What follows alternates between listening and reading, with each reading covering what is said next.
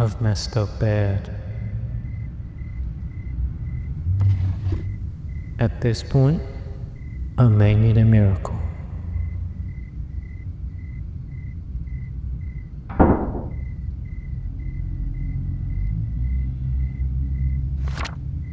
نمیتونی به ایران برگردی. حتی بهشم فکر نکن. این مدرک منقضی شده. خودت هم خوب میدونی که تمدیدش اصلا گزینه ای نیست. 12 ساله توی استرالیا زندگی میکنی و هنوزم اقامت دائمتو نگرفتی. حتی نتونستی یه دوست دخترم پیدا کنی.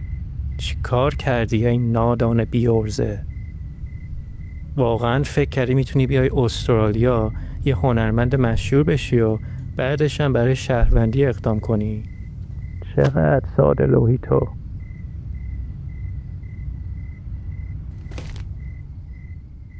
Should have known better that geography determines the level of sympathy or privileges you get in life.